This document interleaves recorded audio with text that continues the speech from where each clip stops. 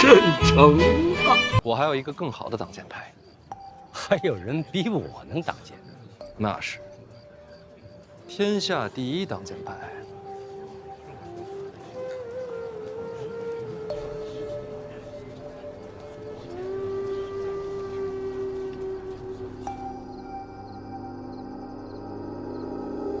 范闲让你传话给朕，哼，老奴也觉着匪夷所思。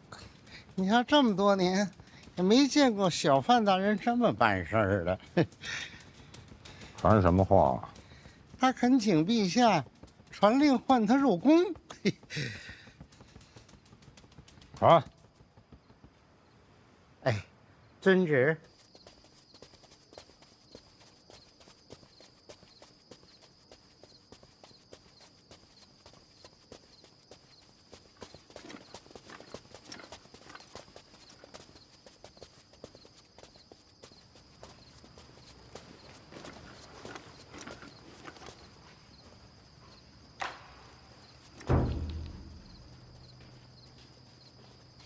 范闲，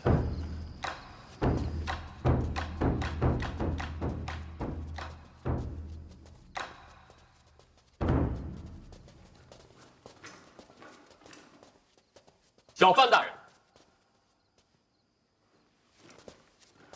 龚统领，有事儿？这么晚了，您这是？陛下召见。现在，按规矩，这时辰，外臣不能入宫。陛下的旨意才是规矩啊。职责所在，公公见谅。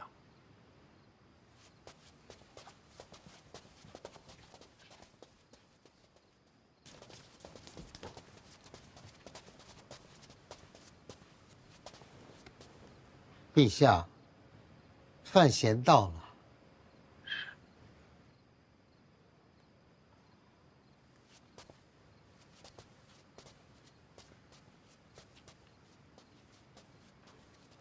陛下，臣听闻您前些日子被火药炸了，真是心神不宁，特地调配了一些烧伤药，还有啊，您每日操烦国事，臣还准备了一些安神补气的补药，这个每天晚饭后熬煮服用。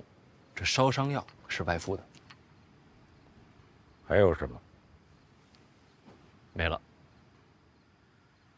你说你心神不宁，朕怎么不信呢？朕已经被炸伤好几天了，你现在才来？调配药膏花了些时间。还有，你想让朕召见你，干嘛绕这么大圈子？给谁看呢？还真是什么都瞒不过陛下。行了，有什么事儿快说。陛下，您相信臣吗？想说什么就说。陛下知道春闱舞弊一事吗？臣自做了居中郎以来，每日收到许多纸条，纸条上写满了名字，而这些名字都是被人事先选好、预定要金榜题名的。接着说。臣斗胆想为这次春闱求一份公平。你要公平，找朕干什么？臣怕牵扯太深，臣一人担当不住。放眼庆国，能挡这场风波的，就只有陛下您。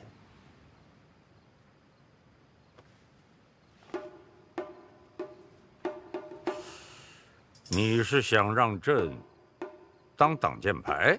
不是为我，是为庆国。你这口气怎么这么像赖明成啊？对于赖明成的死，你是不是心有怨气呀？是。不该有。是。你倒挺坦诚。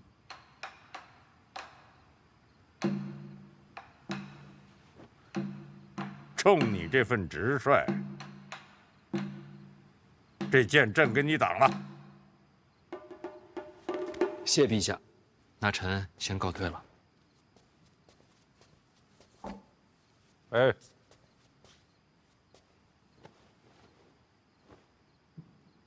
把药给朕敷上。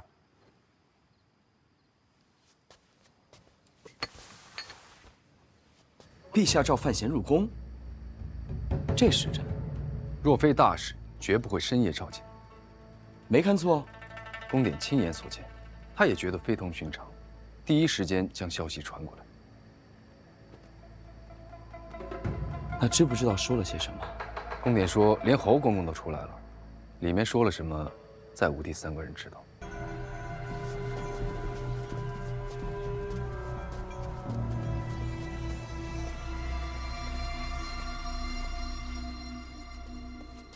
启禀陛下，太子求见，范闲求见。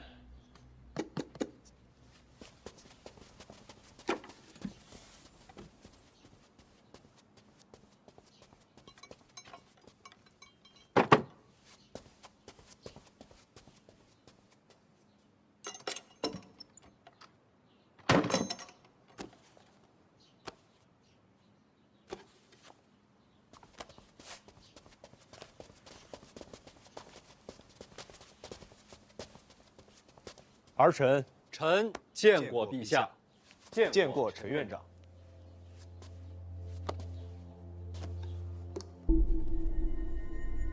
陛下和陈院长要是有要事商议的话，臣可以先告退。没有商议，送东西。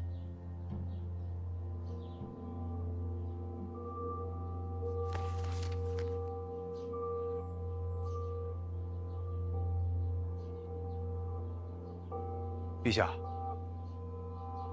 范闲有大事要向陛下禀报。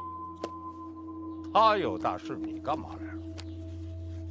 此大事跟儿臣略有关联。那你就说呗。是，这春闱榜单被人动了手脚，本该上榜的学子，换成了儿臣的门生。春闱舞弊事关重大，这分明是有人在栽赃陷害儿臣，儿臣委屈啊！所以儿臣以为，此事应该严查。你觉得呢？陛下，臣觉得此事荒唐啊。范闲，春闱稽查是你领的差吗？是我的差事。那你就应该把这个差事办完。考院一处已经查封了，榜单也会修正回来。只是到底是谁动的手脚，该查下去吗？你们觉得呢？春闱科举是国之命脉，臣觉得该查。那就查呗。谁来查？年轻人，你们应该多做些事情。该查多深，敢查多狠。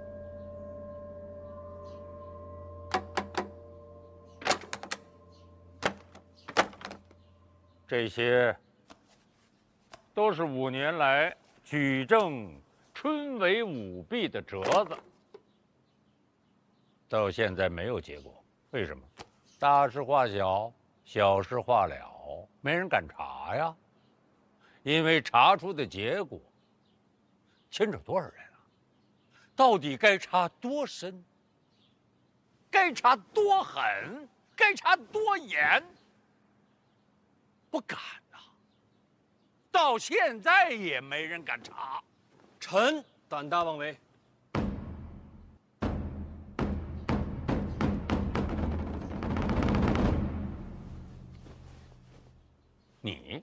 你查？你要知道查出的结果，你受得了吗？臣自己接着。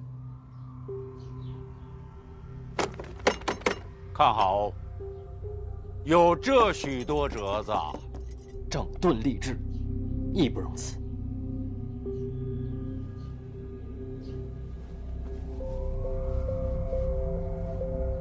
查。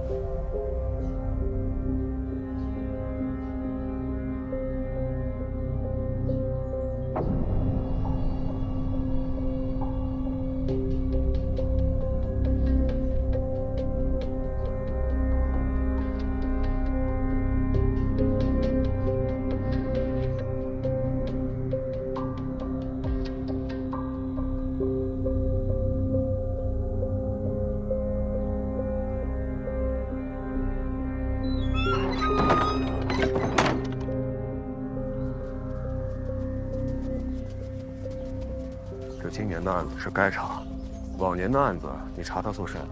赤胆忠心呢？啊？不查不行啊，殿下。这台阶也起了，名声也立了，没退路了。你的意思是说，陛下和陈院长想让你查？谁说不是呢？古差事，得罪人。我得罪的人还少了。哎，你不容易啊。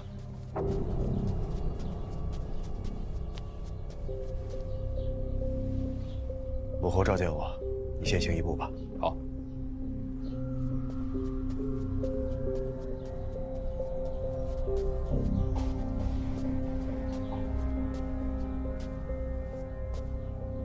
方才多谢洪公公提醒。借一步说话，请。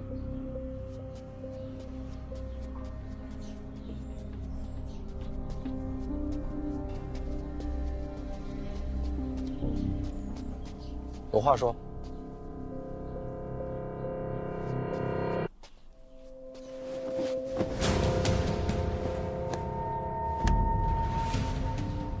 你这是哪一出啊？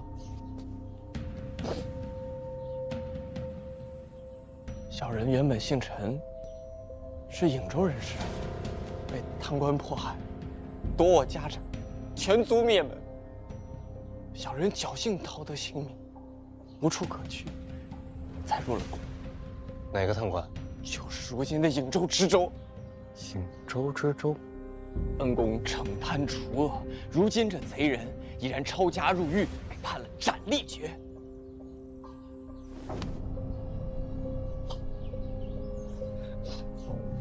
若不是恩公出手主持正道，小人的血海深仇，绝无得报。这陈院长查的名册，督察院办的案子，怎么写到我头上了？小人虽然愚钝，但也明白是恩公在推行此事。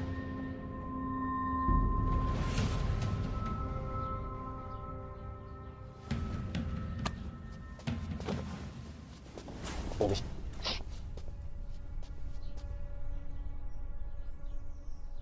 你这身份，如今宫内几人知晓？入宫之时，登记在册，我是胶州人士。在这宫里，我只姓洪啊。本族往事无人知晓。洪字怎么来的？入宫时遇到一位姓洪的老太监，对我有所看顾，我便也姓了洪。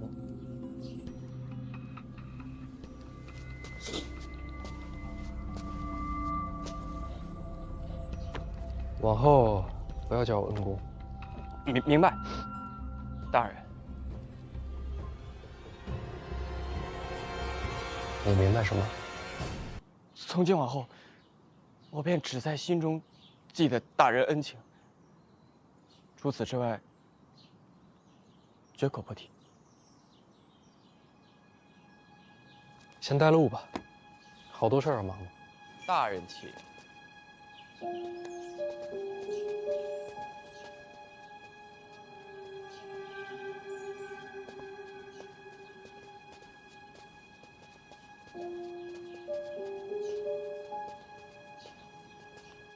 范闲把金榜换名的事捅到圣驾前了。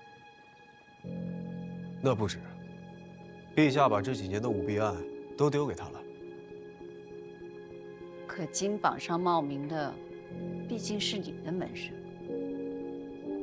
母后，我觉得范闲说的对，这事不是我安排的，终究是隐患，莫不如光明正大。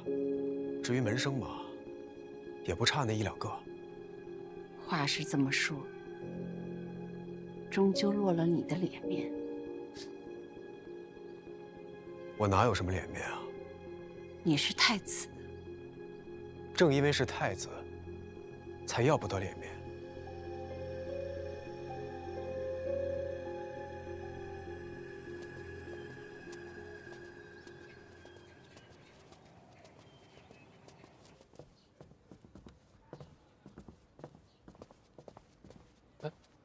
人呢？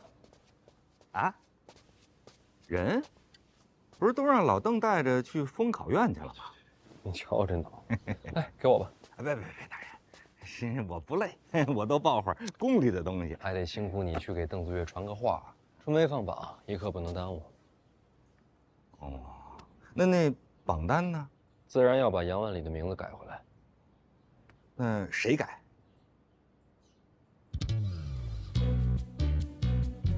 不会吧？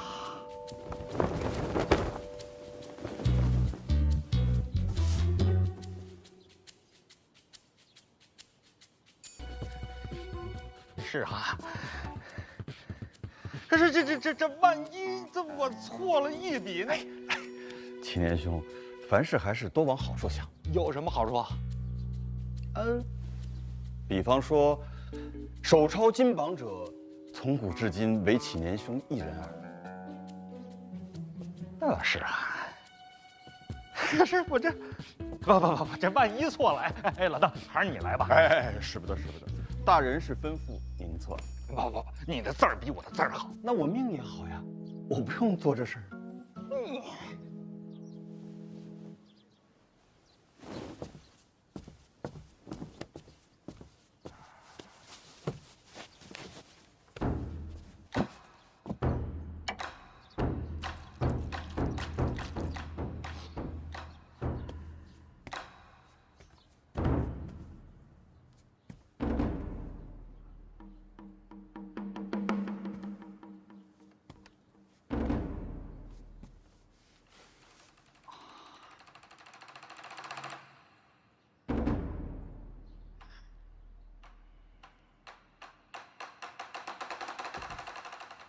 按理说，此事该当礼部的人动手才对。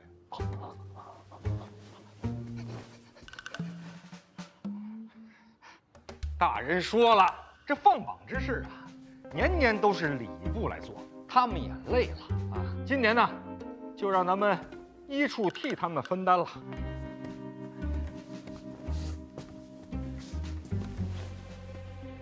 可也用不着这么大一张榜。大人还说了啊，这届春闱啊，要的就是个公平。之所以用这么大的榜，就是要昭告天下，公平。对。啊。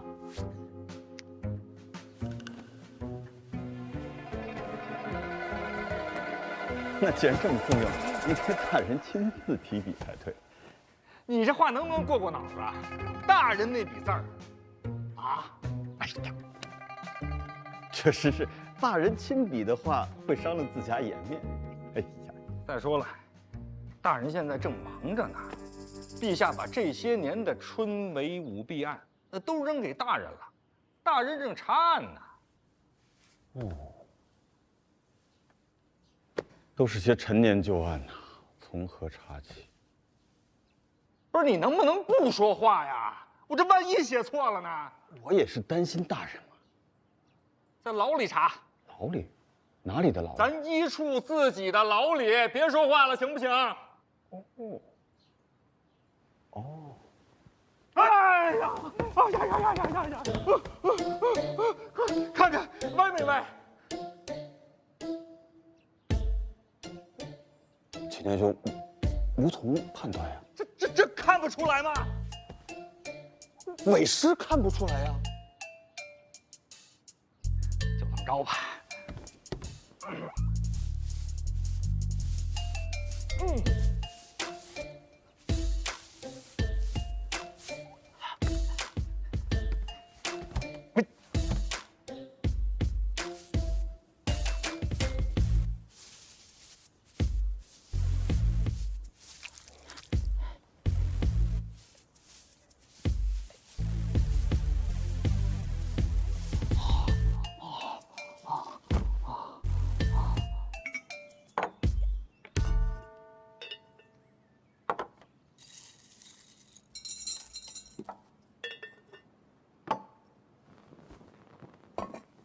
你怎么在这儿啊？我陪我爹呀。不是，我是说医处的地牢你怎么进来的？我跟王启年说了，老王就让你进了。一开始不同意，然后呢？后来我就问他，我说我回来京都算不算是暗中行事啊？那当然算。他也是这么说的。然后我就问他，那既然是暗中行事，目的不就是不被别人发现吗？那我待在地牢岂不是很合适？你这什么话？居然很有道理。然后我又跟他讲，我说范闲求我爹做事，事成之后，万一他要杀人灭口，我要是跑了不合适啊。所以我要跟我爹待在一起，待在地牢里。如果你真的要杀人灭口，大家都方便。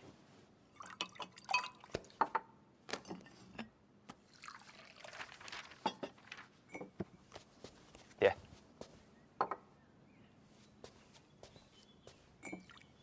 然后王启年就让我进来了，喝茶。你就不怕我真的杀人灭口？你不是那种人，这么信任我？也没有什么信任不信任的，我就是想跟我爹待在一起。老夫也要感谢小范大人，把我从刑部调到一处，在这里住着，舒服多了。待几天就放你出去，放心，不灭口。其实，这些案子我多多少少都知道一些。能查吗？查，是能查呀，但是查完了，又能怎么样呢？说到底，能往城卫里塞人的就那么几个：太子、皇子、长公主、林相、陈院长，还有军部老秦家，这几个，哪个能治罪啊？放心，我不傻，没想要把这些大人物拉下来。小范大人明鉴。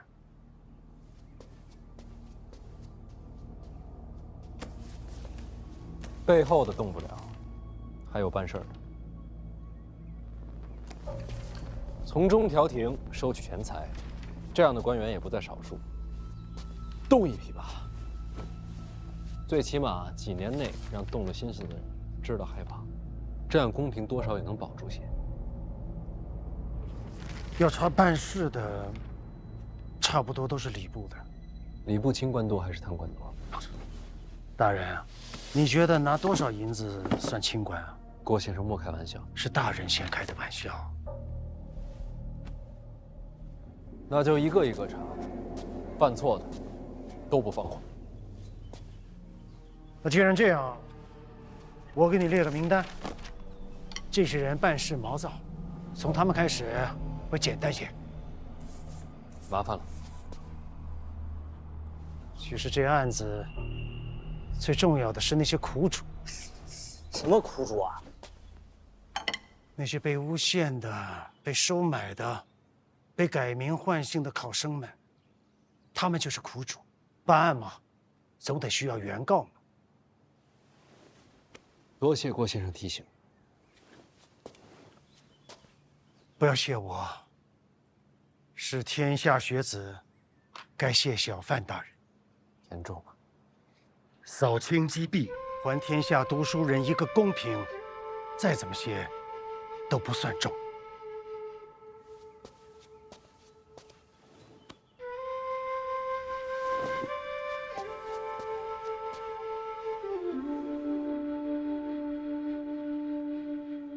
谁找我？在门口。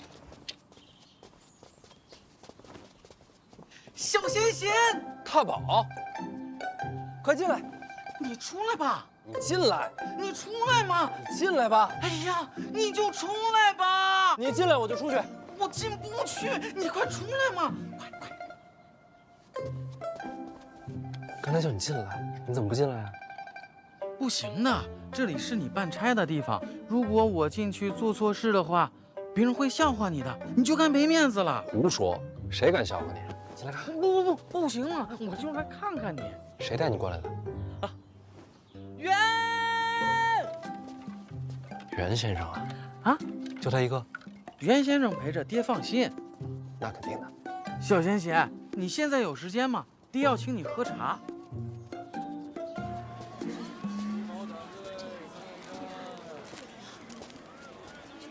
世伯要是找我，随便找个人叫我一声就行，干嘛还让大宝亲自跑一趟？大宝啊，他自己也想你啊。大宝性子纯真，难免会受欺负。以后麻烦小范大人多照应着点儿。话里有话。大人，您想多了啊。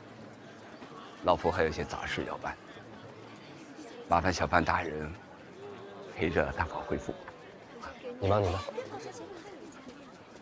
放心，就算你不说，我也护着大宝。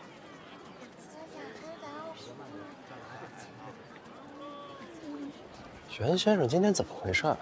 古古怪怪的。是不是因为他的唐人太小了？有可能。陛下让你查近年春闱舞弊，消息传得这么快？不瞒你说，这些年往榜单里塞人的事，我确实也做了不少。真要查，第一个查我就行。别看了，没试探。说真的，这能怎么真啊？你接手此事，转眼间全城传遍，这说明什么？说明陛下要让你借机扬名，为接手内库做准备。我知道，今日上殿，陈院长提醒我了。那你怎么办呢？真要查，查谁？查谁都是祸事，不小心就会树敌无数。既然如此，不如就查我算了。我提前弄几个人，到时候扔给你。一来给陛下有个交代，其次我能替你护着点儿。做官嘛，过于悍勇，下场堪忧。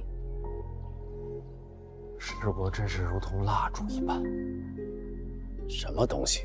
燃烧自己，照亮了我。乱七八糟，什么歪理？还没来得及谢过世伯。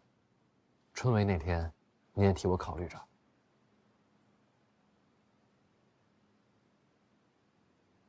你自己做得很好，我的这些安排，你都没用着。这份心意一时难得。我这个位子，一人之下，既然能护着你，就多护着些呗。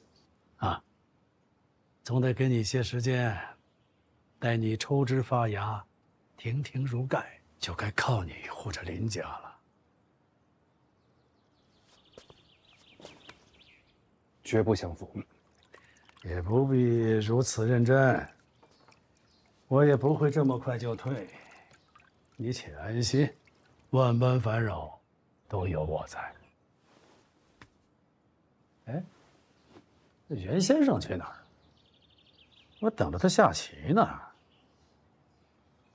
要是我悔一步，这盘棋我还能赢啊？袁先生不是办事去了吗？办什么事啊？不知道，不是你安排的。去见男的还是女的？这我哪知道啊？这个袁先生，瞧上去一本正经的，我早猜他倒麻着了。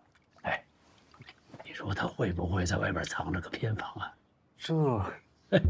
你有没有偏房？没有，我心里只有板儿。死离离没有，海棠朵朵没有。哎呀，还有那抱月楼圆梦，这个真没有啊，这个真没有。前面两个也没有，师伯您这套下的也太快了。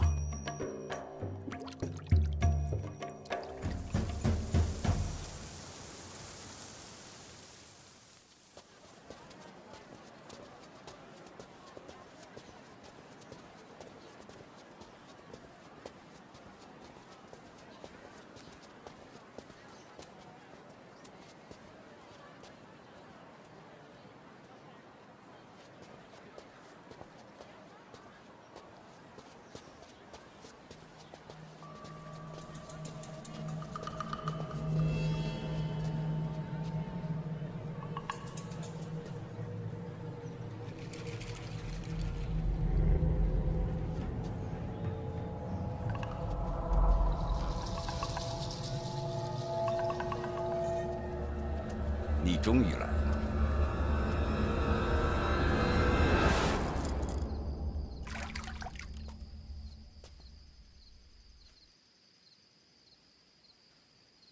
哎呦，哎呀，哎呀，哎呀，至于吗？当然至于了。那么大一张榜啊！我这一笔一画都不敢错呀！哎，这要是有点儿，哟，您给这么大一点呢？哎，我这一下就好多了。哎，全抄完了？哎呀，抄完了，总算是把杨万里这名字呀给改进去了。那就好，明天照常发榜。不，您不看一眼呢？没这必要。不是这么大的事儿，信得过你。哎呀，就大人这话啊，王某就像是，沉舟处见浮木，寒冬中遇暖阳啊。行了行了，少点套话。哦，大人，您让我查颍州的案子，查清楚了，这当年呀，的确是陈家被灭满门。知道了。还有，就是您领旨彻查舞弊之事啊，这已经在这坊间都传遍了啊。您，小范大人啊，现在在这读书人心目当中啊，那就是济世之才啊，亘古之光啊。有点过了吧？就是这些传闻呐，它好像都是从咱们院里边传递出去的。那就是陈院长的差事，陛下的指使。哎，大人，您说这是不是想借春闱之事，让您领袖文坛呢？我是真看不出来，我这样一个孤臣，却养这般的名望，陛下到底是想做什么？老王啊，平时遇到其他人，我觉得自个儿挺聪明的，可唯独遇到陛下，是真看不懂啊。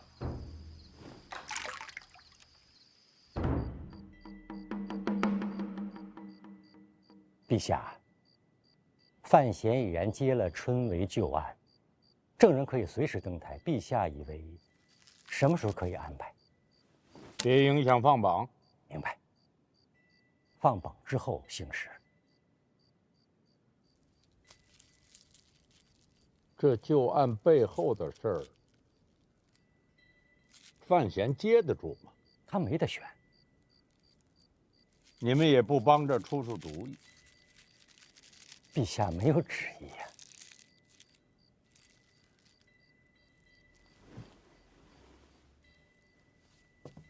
你又不是木偶。臣愿意当木偶。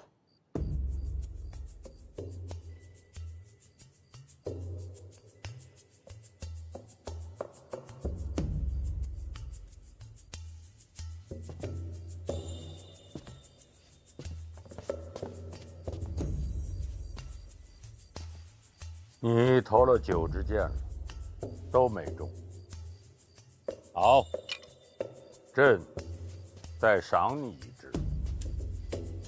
你刚才不是说一切听朕的旨意吗？来，朕命令你，此箭必须投中。臣不善此道。投。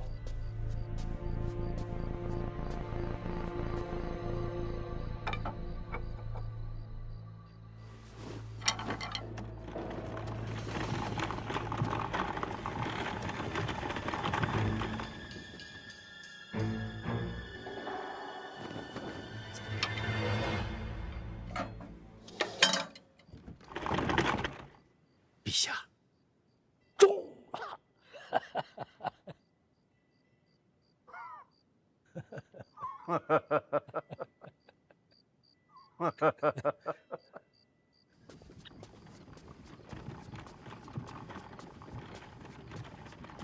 都这个时辰了，陈院长辛苦了。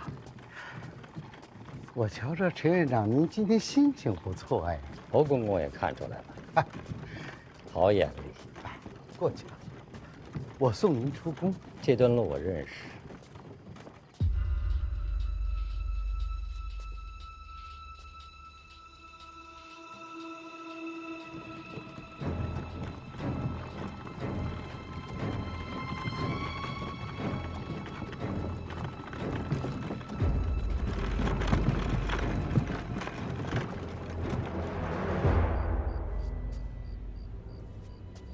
不忍心者，牵绊，物累而已。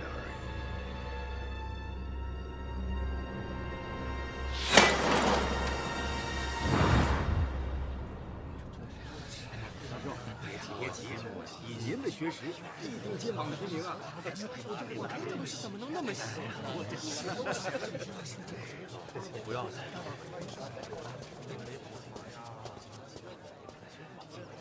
师兄，现在看书，是不是有点晚了？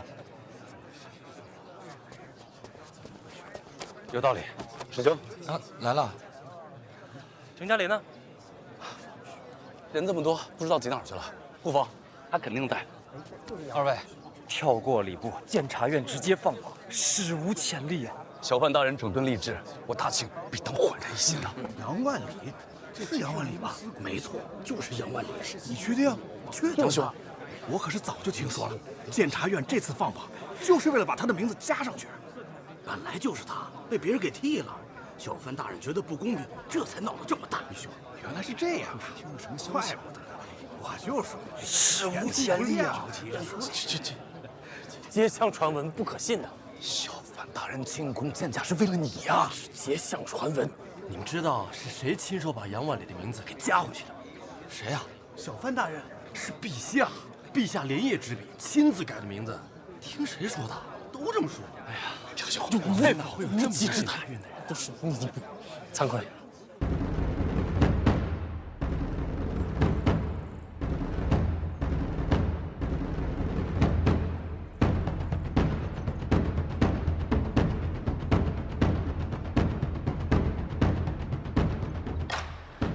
来了，来了！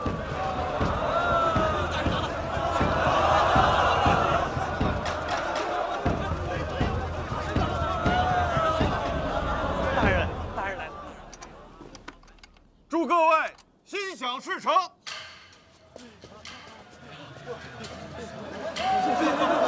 要封榜了！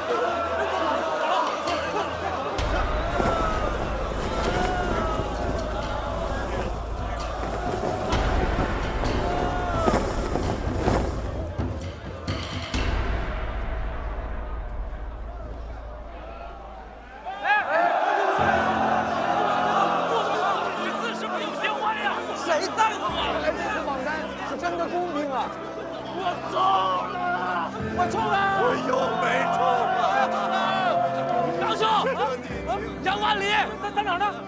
公示第5名，特别靠前。会试榜单，这不分高低，都一样的。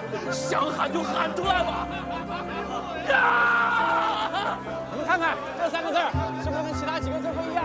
好像是啊，看起来特别雄浑呐。绝对陛下亲笔，看来这次榜单是真的公平了。全完了！寒来暑往，屡试不中，我的命怎么那么苦啊！大爷中了！大爷，别白中了呀，大爷！侯兄，你也靠前啊！侯继昌！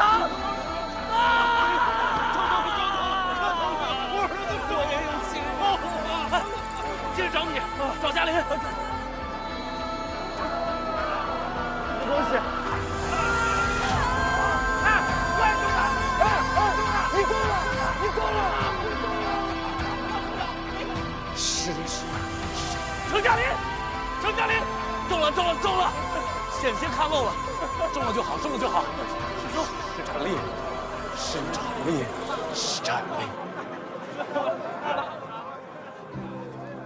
莫要着急，也许是看漏了，再对一遍。对，再过一遍。再过一遍啊！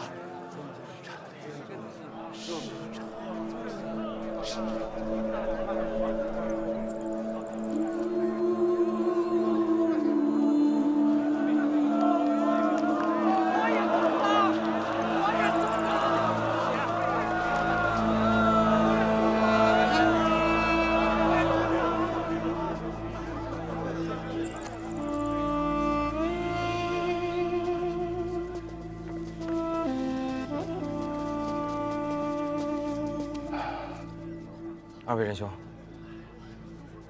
恭喜二位仁兄啊，金榜题名。潜心苦读，下一次必当高中，成军贵言。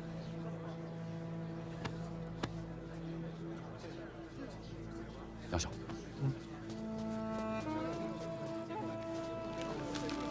现在榜单已出，尘埃也落定了，该去拜访小范大人了吧？哦，那是自然。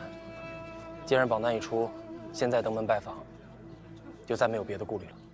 我现在就去询嘉玲。嘉玲啊，你中了！唐嘉玲，我也同去吧，虽然未中，也该上门拜谢。那是自然。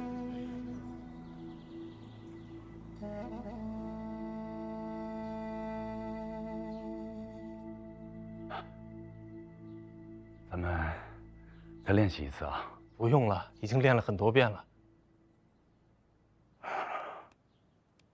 来了。3、2、1，见过，见过，见过。小范大人，你俩也不齐啊，赖我。上次见面有说有笑的，怎么这会儿这么紧张？上回可不知道您是小范大人。对，小范大人也是人。小范大人不是人，小范大人是诗仙。陈立，怎么了？连着说。你们3个找我有事儿？小范大人监理春闱之职，对我等来说，当以门生之礼拜之。拜师投效。小范大人以雷霆之威扫清春闱之弊，此等魄力，当受此礼。我等4人心生敬佩，愿为大人效力。 4位。哦，程嘉玲看榜时被人挤伤，不能走动，他让我们代为转达对大人的尊敬之情。好，你们4人有3人上榜，虽然还有殿试定3甲，但你们如今已经能算是官绅。做事之礼不能白受，给你们准备了一些做官的道理，送给你们。我想说的，全在上面。去吧。 大人，先生，学生告退了。先生，学生告退。石展立，你留一下。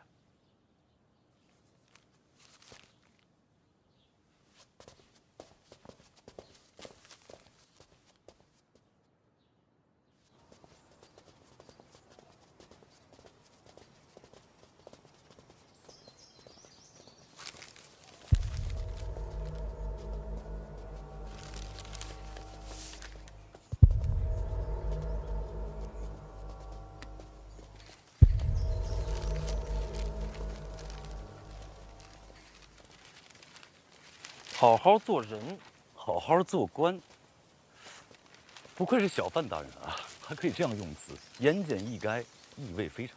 侯兄，你看这做人，可是在做官之前啊。杨兄，从今日起，我等便是范府门生了。你我互勉，莫要辜负了小范大人的期望。嗯。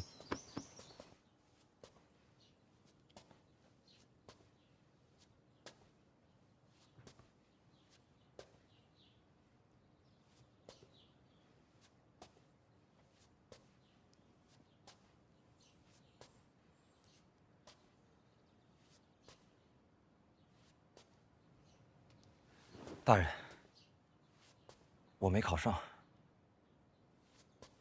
我知道。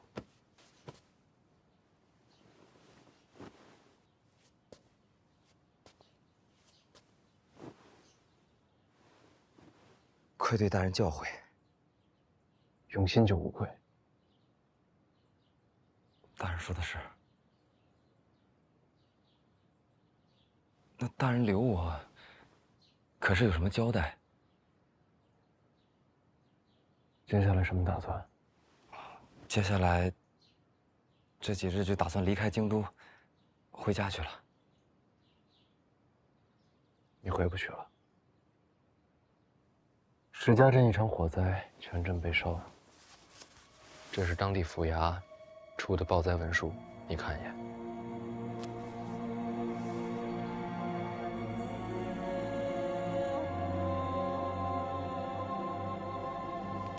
这场火灾或许不是天灾。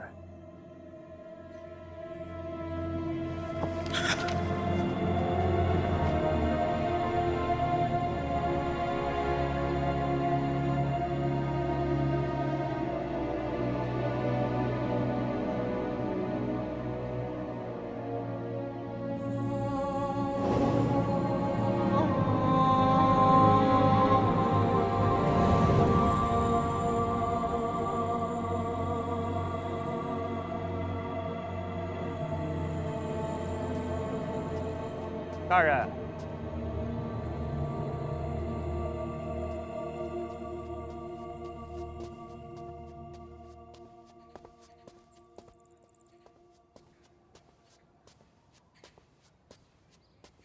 贺宗纬求见。先把他带走吧，我晚点过来见他。是，大人。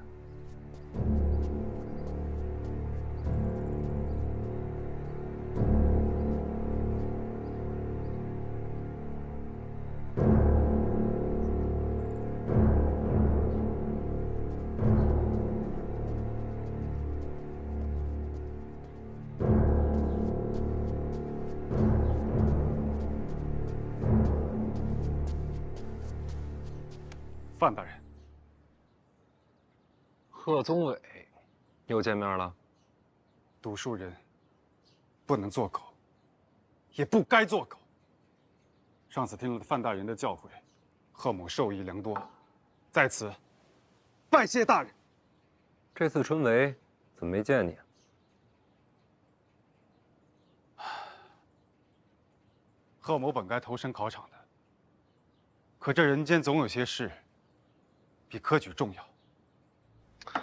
10年寒窗晋升仕途，对你来说，还有比这重要的？自然是。人命关天，沉冤难雪。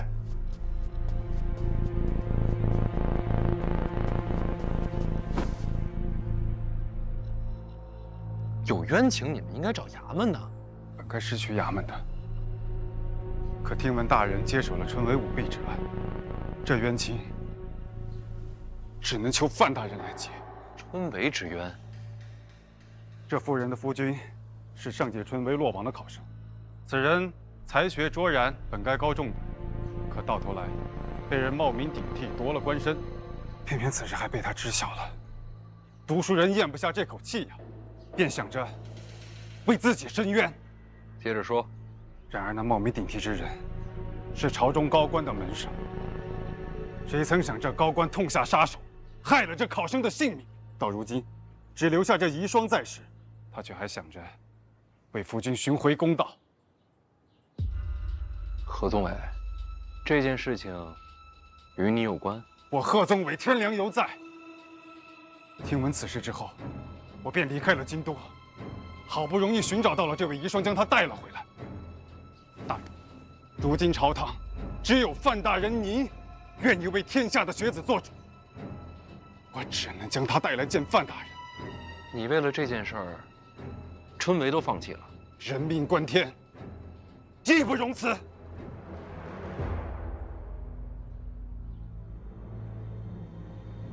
你可否知道，那位害死你夫君的高官是谁？小女子知道。那就说出来。春闱舞弊，夺我夫君性命的，是当朝宰相林若甫。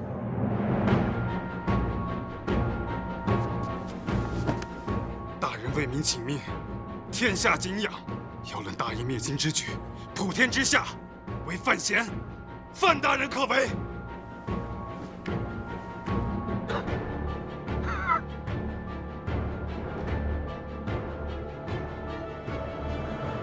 无尘呐！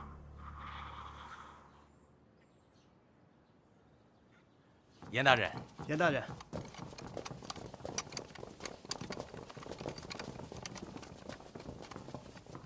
找我。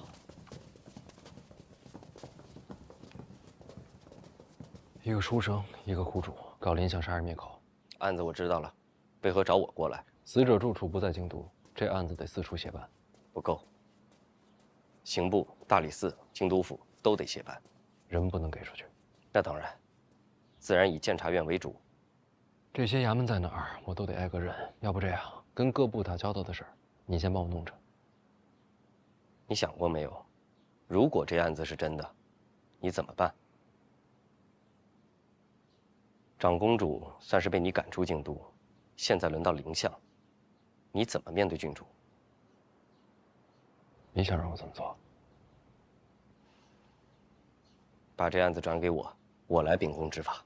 你是怕我为难？我怕你徇私。谢了，不过这案子啊，只能是我。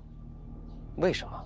追杀春梅舞弊是陛下钦定的差事，我无处可退。你觉得林相这案子，陛下事先知道吗？别这么想，太危险。你去哪儿？相府。这时候去相府啊？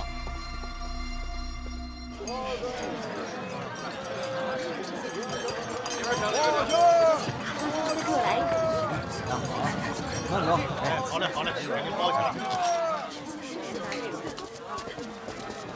袁先生来了，您里边请，你们上座。来，喝杯茶，这茶真不错，是新鲜的很。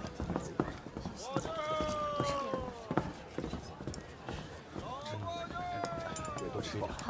袁先生，这边有上座。不必。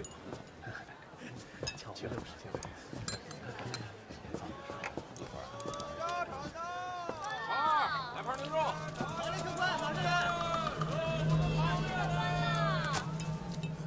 就是这儿。好嘞。一壶茶，2盘干果。好嘞。这要下雨？是啊，有。那边的窗户为什么关着？那下面是河，蚊虫多就关上了。哦。打开。哎。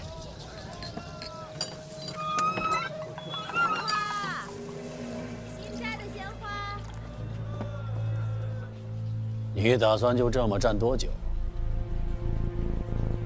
别愁眉苦脸的，年轻人不能消沉。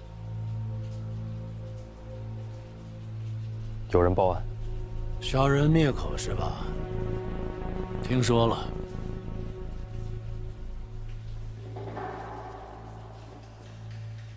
是您吗？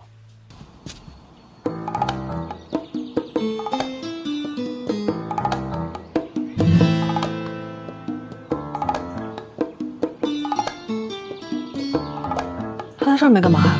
不知道。他平时都这么接待客人吗？不是。那我也要上面。不一定，殿下说也可以不用。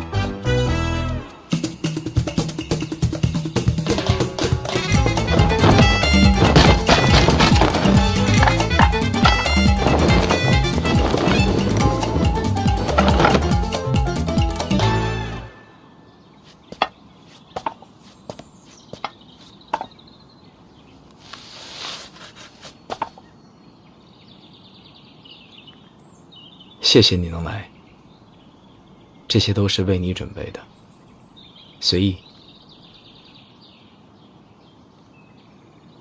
你为什么坐这儿啊？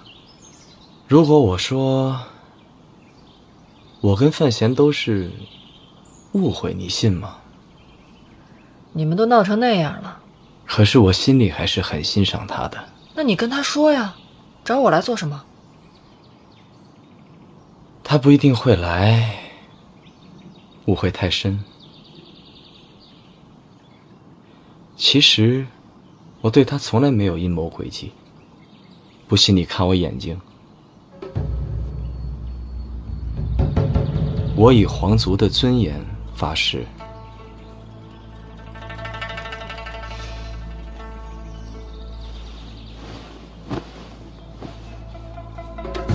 我能不能问一句，你为什么要跟我说这些？被逼无奈呀。那你倒是说说，谁这么有本事，敢逼皇子？陛下，我想远离纷争，他不让啊，在群臣面前说我贤德兼备。13岁封我为王，15岁旁听朝政，他不让我离开京都，给我机会结交群臣，广结党羽。你让太子怎么想？说我不想争太子心吗？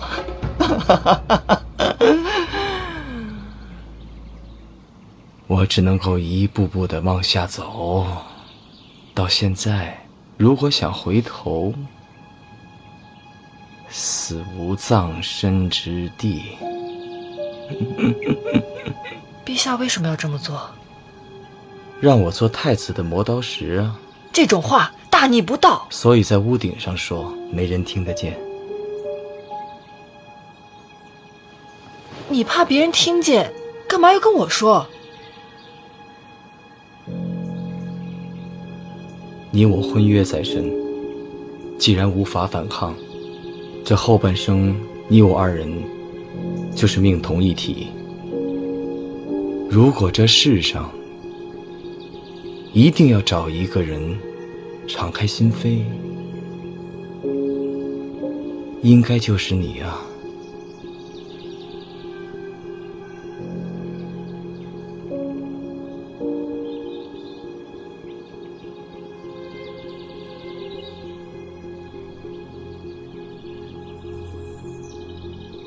现在你应该相信，其实我对范闲没恶意。等，我有点乱。你跟你的未婚妻敞开心扉，是为了证明你和范闲之间的误会？这是不是哪儿不太对呀？如今我在禁足，怕是除了你以外，没有人愿意见我。所以呢？所以我想请你替我送一份奏表入宫。什么奏表？为国举贤。举谁？范闲。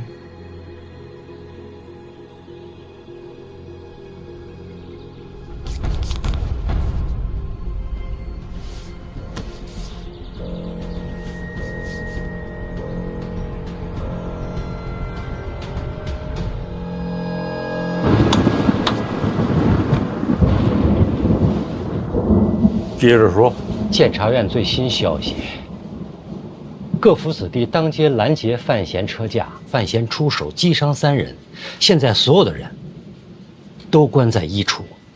这是多大点儿的事儿，你就跑朕这儿来了？不是，到陛下这儿来躲清闲来了。陛下不知啊，现在各位国公都在监察院门口找我放人呢。所以，你躲进宫了。现在京都城内外只有陛下这儿最清闲。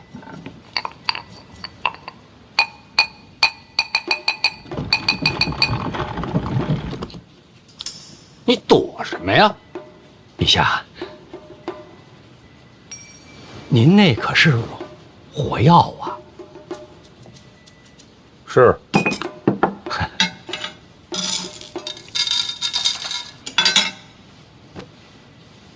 我问你，你们一处是不是不想放人？回陛下，抓人的是范闲，要想放人的话，也得找范闲才行。你们找范闲啊？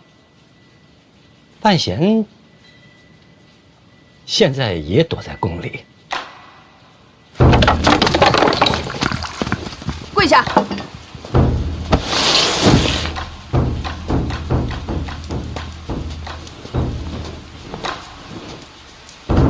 你是抱月楼东家？范思哲才是大东家。哦，那就是有你了。范思哲说赚钱。范思哲说让你吃屎，你吃不吃？范思哲这倒不至于啊。你怎么还替孩子说话呢？哪儿帮了？你还敢鼓动各家子弟当街给我来人去？这没有。我再问你一句，有没有？真没有。行，不说实话是吧？来人，去把我那个藤条给我拿过来。娘，来人真不是我干的。柳依，小淘气，殿下不至于这么糊涂。哎，你说你们几个也是，看把我柳依气成什么样了，还在这钓鱼，让你拿藤条赶紧拿去啊！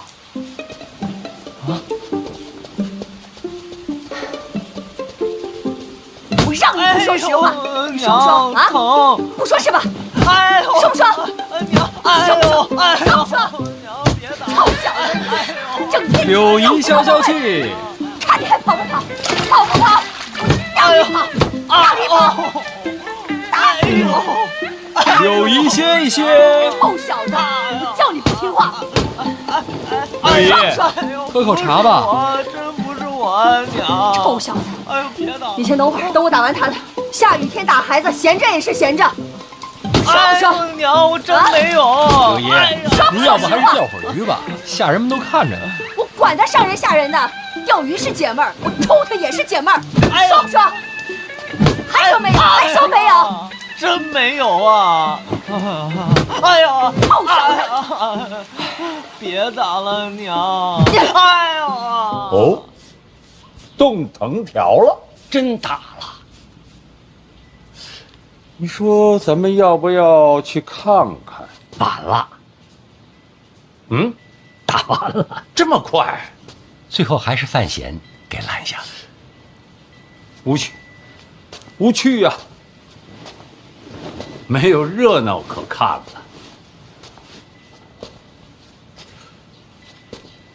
朕想问，为什么宫里的事儿总是你比朕先知道呢？因为监察院就是陛下的耳目。看来赖明成说的一点都没错，监察院已经做大，无人能管了。说的没错，有道理。请陛下三思。三思？你总让朕三思。思什么？赖明成不管说什么都是错的，因为他是被陛下杖毙的。如果他说的都是对的话，你可真敢说。老臣忠心耿耿，知无不言。你就不怕有一天你和赖明成是一个下场吗？为国捐躯，不惧一死。得了吧，不去死。刚才你躲什么呀？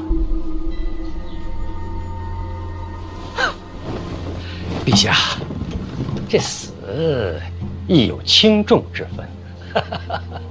朕看最没轻重。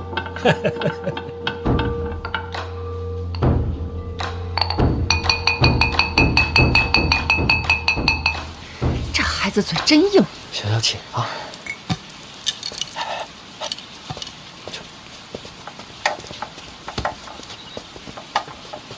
哎，这怎么拿走了？我还没打完呢。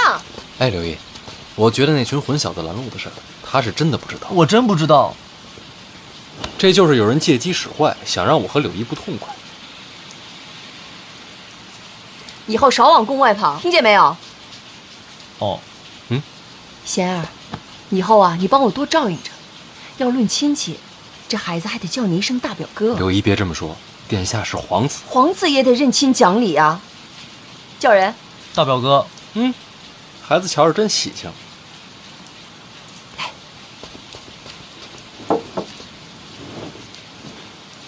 堵你的可都有些家世啊。是，府上都有爵位。你都给抓了？都抓了。那可得罪不少人啊。不怕。傻孩子能不怕吗？官场就是人情世故。陛下要我做孤臣，我也只好铁面无私了。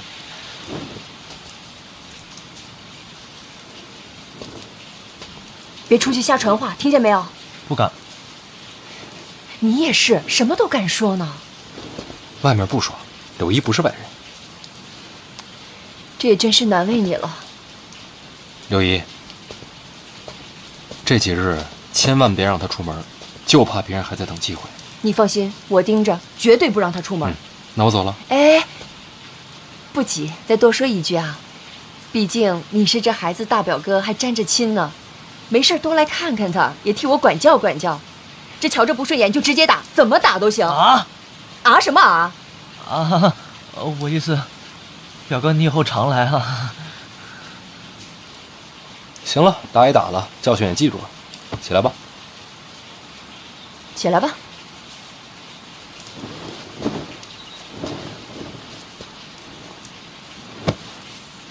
抱月楼还去吗？不去了，我那是被骗的。那抱月楼以后是表哥的。柳姨，那我真走了。哦，对了，宫里送来了一些酸酪，你不是爱吃吗？我差人给你送到府上去。酸酪浓郁可口，柳姨有心了。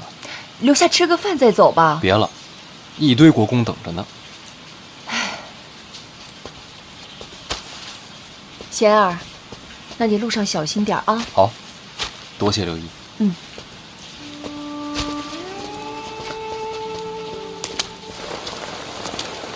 贤儿，慢点啊。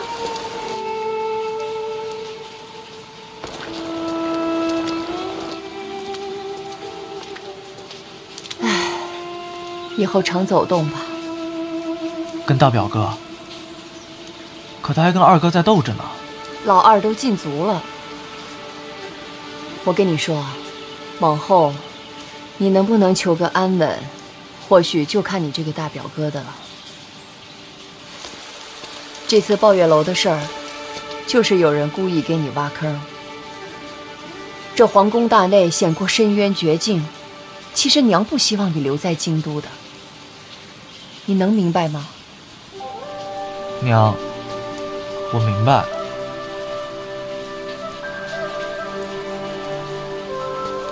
刚才娘是不是打疼你了啊？疼不疼？不疼。不疼。不疼。这不疼哪能记得住啊？来人，赶紧给我来人，把那个藤条给我拿过来，快点儿！听见没有？把我的藤条拿过来，快点儿！臭小子，赶紧给我滚回来！我告诉你，我今天一定打到你记住，听见没有？回来！气死我！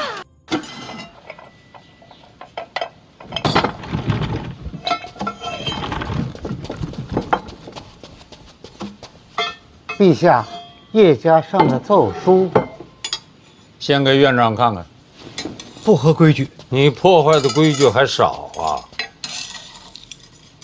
陛下说什么都是对。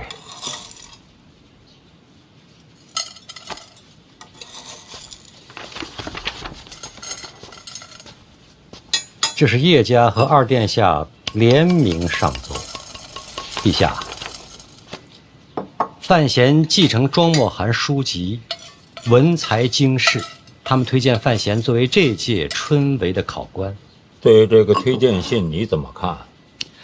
二殿下可是真聪明啊！刚刚进族就跟叶家联名上奏啊！叶家什么底呀？叶流云大宗师啊！这联名上奏，日后二殿下依然前途光明。他们的婚约是朕赐的，他再聪明也是陛下给的。你就看出这些？还有，二殿下跟范闲争斗之后，马上上奏举贤，让老臣感动。不谈人事，谈什么呀？朕在想，像范闲这个年纪，能主持春闱吗？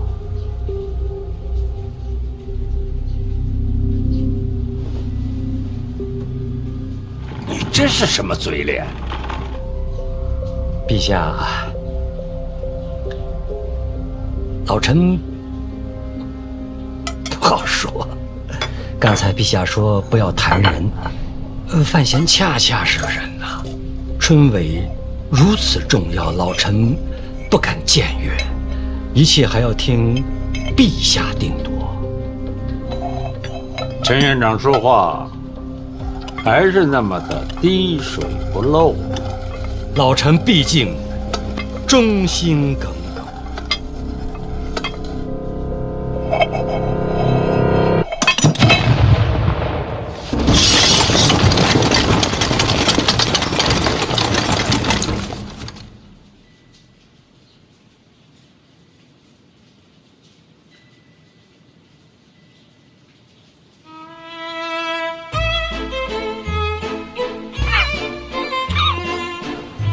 真诚啊！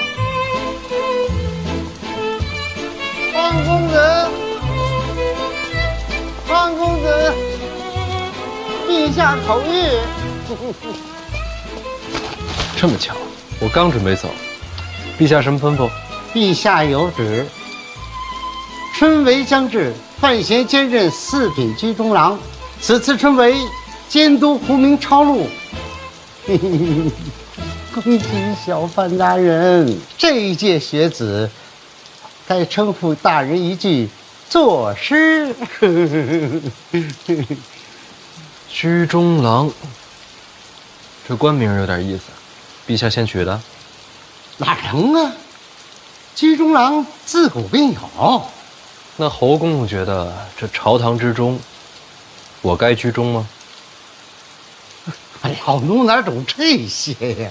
居不居中，不都得靠着陛下吗？多谢侯公公提醒。哎呦，严重了，哪到提醒啊？随便乱说。哎呀，您看我这也没带些碎银。哎呦，您可别开这个玩笑，不合适。再说我也不敢呢，是吧？口谕传到了。我回去伺候着了。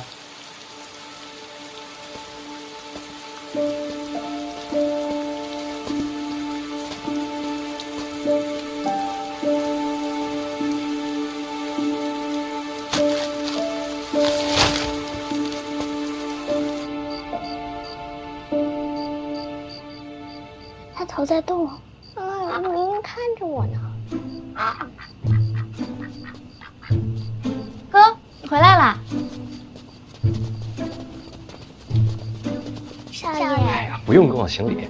哎，回头跟你娘说一声，明天菜做的清淡点啊。知道了，少爷。怎么来我这儿了？是不是下不去手啊？缝好了。缝好了？哥包扎好啦。这精神挺好的，缝得不错呀。好歹也是看了这么多医书呢。哦，对了，哥，你那个哥罗芳效果真不错，全程都没醒。你就不害怕？还行吧。你想过万一失败了怎么办？烤了吃呗。有道理，不过你这心态啊，更适合当兽医。不会，跟人看病不会这么想。